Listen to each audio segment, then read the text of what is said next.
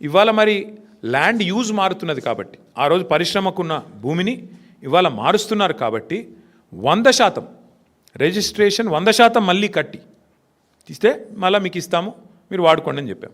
లేదు కొంతమంది ఏం చేస్తారు, వద్దిరాజు రవిచంద్ర గారికి ఇచ్చింది, ఆయన ఏం చేసింటాడు, ల్యాండ్ 15 ఏళ్ళకో అవసరం పడి అమ్ముకుంటాడు. గంగుల కమలాకర్ గారికి అమ్ముకున్నాడు అనుకోండి. ఇప్పుడు గంగుల కమలాకర్ గారి చేతిలో ఉందనుకో ఆ భూమి, ఎగ్జాంపుల్ చెప్తున్నా, మీరు సీరియస్ తీసుకున్నారు. గంగుల కమలాకర్ గారి చేతిలో ఉంటే ఒరిజినల్ అలాటీ చేతిలో కాకుండా ఇంకొకరి చేతిలో కనుక మారింటే ఆ రోజు మా ప్రభుత్వం పెట్టింది ఏంటి అంటే నిబంధన, అట్లాంటి కేటగిరీ ఉంటే కేటగిరీ 2 కింద పెట్టి 200% కట్టాలి మీరు, 200%. ఎందుకంటే మీరు అప్పుడే నిబంధనలు తుంగలో దెక్కారు. రవిచంద్ర గారికి ఇస్తే రవిచంద్ర గారు నడపకుండా ఇంకొకరికి అమ్ముకున్నాడు, ప్రభుత్వ భూమి హక్కు లేకపోయినా అమ్ముకున్నాడు, ఆయన కొనుక్కున్నాడు, కాబట్టి 200% అని పెట్టినాం. ఈరోజు వీళ్ళు ఏం చేస్తున్నారు ఎరికేనా మీకు ఎంత టూ మచ్ అంటే, కేసీఆర్ ప్రభుత్వం వచ్చినాక మీకు తెలుసు హైదరాబాద్ నగరంలో కాదు మొత్తం తెలంగాణలో భూముల ధరలకు రెక్కలు వచ్చినాయి. 5 లక్షలు కూడా పలకని భూమి ఒక్కొక్క కాడ 50 లక్షలకు పోయింది. 10 రెట్లు 20 రెట్లు 30 రెట్లు పెరిగిన భూములు ఎన్నో ఉన్నాయి తెలంగాణ వ్యాప్తంగా. ఆదిలాబాదు, నారాయణఖేడు, ఈ మూల ఆ మూలని కాదు, అలంపూరు, గద్వాల అంతటా భూముల ధరలు పెరిగినాయి. ఇవాళ రేవంత్ రెడ్డి గారు ఏం చేస్తున్నారంటే, ఆయన ప్రభుత్వం ఏం ఆలోచన, ఎంత పెద్ద కుంభకోణం అంటే ఇదేం పాలసీ అంటే తెలుసా మీకు? ఈ 9292 ఎకరాలు వీళ్ళు ఏం చేస్తారట అంటే, మా గవర్నమెంట్లో మేమున్నప్పుడేమో 100% SRO రేట్ చెల్లించాలా ఒరిజినల్ అలాటీ చేతిలో ఉంటే, ఒరిజినల్ అలాటీ చేతిలో కాకుండా ఇంకోరి చేతికి పోతే 200% అని పెడితే, రేవంత్ రెడ్డి ఏమంటున్నాడు, కేవలం అప్లికేషన్ పెట్టుకుంటే వారం రోజులనే పర్మిషన్ ఇస్తారట.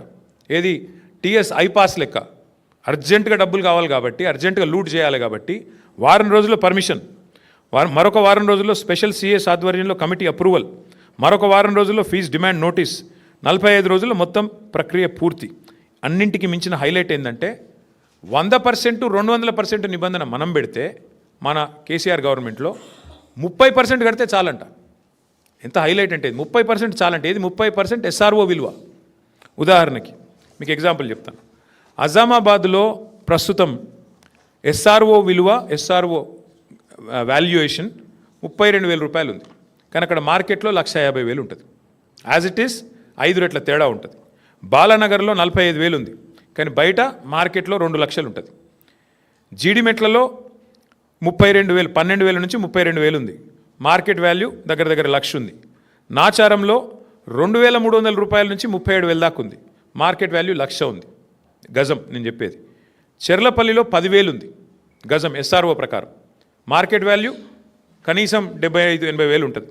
మల్లాపూర్లో కేవలం 8,400 ఉంది SRO వాల్యుయేషన్, మార్కెట్ వాల్యూ కనీసం 70,000-75,000 ఉంటుంది. ఇప్పుడు వాళ్ళు చెప్పే, రేవంత్ రెడ్డి చెప్పే లెక్క ఏంటంటే, చెర్లపల్లిలో నీకు ఇండస్ట్రీ ఉందనుకో, మార్కెట్ వాల్యూ అక్కడ 1,00,000 ఉన్నప్పటికీ SRO వాల్యూ 10,000 ఉంటే రేవంత్ రెడ్డి గారు ఏమంటున్నారు, మీరు అందులో 3,000 కడితే చాలంట, మీకు ఇచ్చేస్తాం 45 రోజుల్లో. ఇంకా హైలైట్ చెప్తాను మీకు.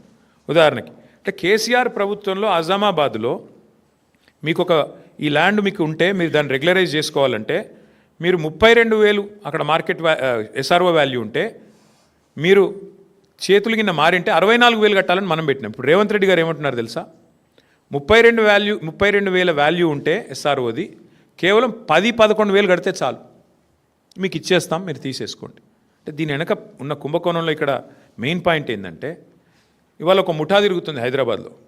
ఆ ముఠా సభ్యులు ఎవరెవరయ్యా అంటే, ఏవీ రెడ్డి, కొండల్ రెడ్డి, తిరుపతి రెడ్డి, కృష్ణారెడ్డి, వీళ్ళు ఎవరో కాదు, అంతా ముఖ్యమంత్రి గారి బిజినెస్ పార్ట్నర్లు, ఆయన కుటుంబ సభ్యులు. మొత్తం అగ్రిమెంట్లు చేసి పెట్టుకున్నారు. ఇవన్నీ మొత్తం ఈ భూములన్నిటికీ అగ్రిమెంట్లు, వెనకాల MOUలు, ఒప్పందాలు అన్నీ కుదుర్చుకున్న తర్వాతనే మళ్ళీ దీని మీద RR ట్యాక్స్ ఉంటుంది. ప్రతి దగ్గర ప్రభుత్వానికి వచ్చేది 30%, మళ్ళీ తర్వాత 60%, 70% రేవంత్ రెడ్డి గారికి, కాంగ్రెస్కు ట్యాక్స్ కట్టాలి, కప్పం కట్టవలసిందే. ఈ లెవెల్లో అంటే ఒక 4-5 లక్షల కోట్ల భూములకు వీళ్ళు పెట్టిన టెండర్ ఇది. నేను అడిగేది ఒక్కటే, మీరు ఆలోచించండి దయచేసి. మొన్న మీరు జూబ్లీహిల్స్ ఎలక్షన్ చూసినారు, అక్కడ ముస్లిం సోదరులకి శ్మశాన వాటికకి ఇద్దామంటే 2 ఎకరాల జాగలేదు, 2 ఎకరాలు జాగలేదు జూబ్లీహిల్స్లో. హైదరాబాద్లో ఒక ఇందిరం ఇల్లు ఇవ్వలేదు 2 ఏళ్లలో. ఒక పేదవాడికి హైదరాబాద్ ఇల్లు కడదామంటే ఇవాళ 1 ఎకరం జాగలేదు ప్రభుత్వం దగ్గర. హైదరాబాద్ కాంక్రీట్ జంగల్గా మారిపోతున్నది. ఒక పార్క్ కడదామంటే జాగలేదు. నేను ఇవాళ రేవంత్ రెడ్డిని అడుగుతున్నా, 9,292 ఎకరాల విలువైన భూమి నువ్వెందుకు ప్రైవేట్ వాళ్ళకి దారాదత్తం చేస్తున్నావు? ఇది ప్రభుత్వ భూమి కదా. ప్రభుత్వ భూమిని మీరు పారిశ్రామికీకరణ కోసం, పారిశ్రామిక అవసరాల కోసం ప్రైవేట్ వ్యక్తులకు రాయితీ మీద ఇచ్చిన భూమి. ఎందుకు వాళ్ళ కండిషన్ పెడతలేవు? నీకు నిజంగా డబ్బులు కావాలంటే ఓపెన్ మార్కెట్లో ఆక్షన్ పెట్టు, ఓపెన్ మార్కెట్లో ఆక్షన్ పెట్టు, వాళ్ళని కూడా పాల్గొనమను. వెనక్కి తీసుకో, క్యాన్సిల్ చేయి. నీకు పరిశ్రమ కోసం కేటాయించినా నువ్వు పరిశ్రమ నడుపుతలేవు కాబట్టి is is null and white, cancel చేయి, ఓపెన్ భూమిలో ఆక్షన్ పెట్టు. అది పెడతలేడు. రెండోది, హైదరాబాద్లో నీకు ఇల్లు కట్టేందుకు జాగలేదు, పార్కుకు జాగలేదు, ఒక్క ఇందిరం మిల్లు ఇయ్యలేదు నువ్వు. హైదరాబాద్లో శ్మశానాలకు కూడా దిక్కులేదు జాగా. మరి 9,292 ఎకరాల్లో ఒక 7,000 ఎకరాలు ప్రభుత్వం వెనుకకి తీసుకొని ఇండ్లు కట్టి, పార్కులు కట్టి, బ్రహ్మాండంగా శ్మశాన వాటికలకు జాగలి ఇవ్వడం వద్దంటుండా? ప్రజల అవసరాలకు హాస్పిటల్ కడదామంటే జాగలేదు. ఇలా హాస్పిటల్ కట్టాలంటే మనం కొనుక్కోవాలి జాగా. ప్రభుత్వం ఏదైనా కొత్తది ఏదైనా చేయాలంటే కొనుక్కోవాలి. నువ్వేం చేస్తున్నావు? ప్రభుత్వ భూమి, పరిశ్రమల అవసరాల కోసం ఇచ్చిన భూమి ఇలా పెద్దలకు, పెద్ద పెద్ద గద్దలకు, డబ్బులున్న వాళ్ళకు, వేల కోట్లు ఉన్న వాళ్ళకు ఇలా ధారాదత్తం చేసి మొత్తం వాళ్ళకి సంతర్పణ చేసి ఎవరి లాభం కోసం చేస్తున్నావు? ఎవరి కోసం చేస్తున్నావు ఇంత పెద్ద లూటు? ఇది 5 లక్షల కోట్ల కుంభకోణం.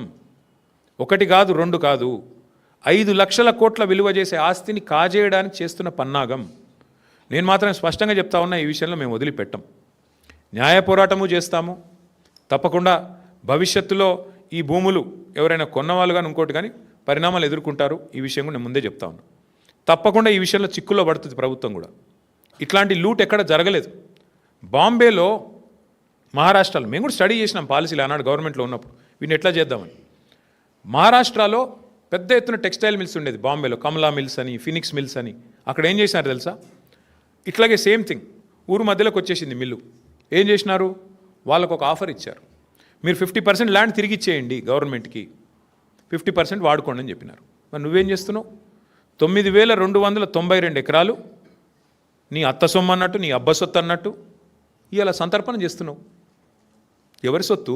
ఎందుకు అడుగుతలేవు? వెనుకకు సగం ఇచ్చేయమని అడుగు, డిమాండ్ పెట్టు. 50% land should be given back. కట్టు, అందులో ఇందిరా ఇండ్లు కట్టు, హాస్పిటల్ కట్టు, పేదవాళ్ళకు మరి బ్రహ్మాండంగా ఇల్లు కట్టి మేము వద్దంటున్నామా? శ్మశాన వాటికలకి, పార్కులు కట్టు. ఇది ఏది వద్దంట. హైదరాబాద్లో ఇంచు జాగా దొరకది. చూస్తున్నాం, హైడ్రా తెల్లారు లేస్తే అరాచకం. ఏది పేదవాళ్ళ మీద 40 గజాలు 30 గజాలు పోయి కులగొడతా ఉంటారు. మరి 9,292 ఎకరాలు నీ అబ్బ సొత్తా, ఏ సొత్తా? ఎట్లిస్తావు నువ్వు ప్రభుత్వ సొత్తును? ఇష్టం వచ్చినట్టు ఎవడికి పడితే వాడికి. ఈ విషయంలో వదిలిపెట్టం, ఊరుకోము. ఇది పెద్ద లూటు. ఇంతకు మించిన దోపిడీ బహుశా భారతదేశంలో ఎక్కడ జరగలేదు. ప్రభుత్వం డైరెక్ట్గా క్యాబినెట్లో పెట్టి ఇవాళ దోచుకునే ప్రయత్నం చేస్తూ ఉంది.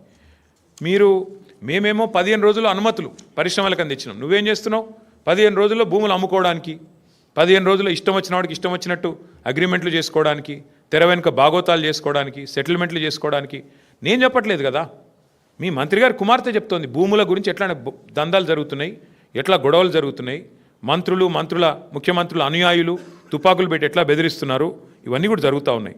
ఖచ్చితంగా దీన్ని విత్డ్రా చేసుకోవాలి ప్రభుత్వం, లేకపోతే మాత్రం మేము ఊరుకోము. ముమ్మాటికి కొట్లాడతాం, న్యాయ పోరాటం చేస్తాం, ప్రజల్లో కూడా ఈ అంశాన్ని పెద్ద ఎత్తున తీసుకొని పోతాం. ఇంకొక మాట కూడా నేను చెప్తా ఉన్నా, పారిశ్రామికవేత్తలు ఎవరైతే ఈ భూములు పొందారో మీరు కూడా గుర్తుపెట్టుకోండి.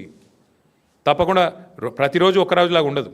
భవిష్యత్తులో వచ్చే ప్రభుత్వాలు డెఫినెట్గా మా ప్రభుత్వమే వస్తుంది. తప్పకుండా మీరు ఇప్పుడు ఈ విషయంలో అనవసరంగా రేవంత్ రెడ్డి కుట్రలో పడితే, ట్రాప్లో పడితే మీరు కూడా ఇబ్బందులు పాలవుతారు, ముందే చెప్తా ఉన్నాం. ఎందుకంటే ఇవాళ ఆయన సెటిల్మెంట్ల కోసం, ఆయన పైసల కోసం ఆయన దిక్కుమాలిన దందాలు చేస్తుండొచ్చు. మీరు ఈ ట్రాప్లో పడకండి.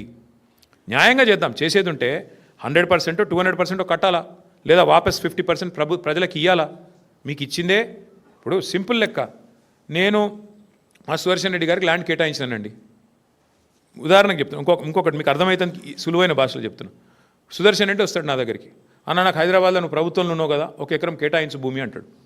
ఉత్తగానే కేటాయిస్తారా? ఇయ్యం కదా. దేనికి అని అడుగుతాం. దేనికి ఇవ్వాలి నీకు భూమి? లేదన్నా నేను అపార్ట్మెంట్ కట్టుకుంటా, నాకు ఈ బయట కొంటే 50 కోట్లు అవుతుంది, నాకు 10 కోట్లకి అంటే ఇస్తామా? ఇవ్వలేము. అదే సుదర్శన్ రెడ్డి, అన్న నేను ఇండస్ట్రీ పెడతా, నాకు 1 ఎకరం అంటే ఇస్తాం. ఎందుకు? పరిశ్రమ పెడితే ఉపాధి వస్తుందని ఇస్తాం. కానీ సుదర్శన్ రెడ్డి 10 ఎకరం భూమి తీసుకొని ఇచ్చిన ఉద్దేశం నెరవేరకుండా అసలు ఇచ్చిన పని పక్కకు పెట్టేసి నేను అపార్ట్మెంట్లు కట్టేసిండు అనుకో, తెల్లారు ఏం చేయాలి నేను ప్రభుత్వంగా? ఖచ్చితంగా వెంటనే స్వాధీనం చేసుకోవాలి. నేను అడిగేది అది. ఇది ప్రజల సొత్తు, ఇది ప్రజల భూమి.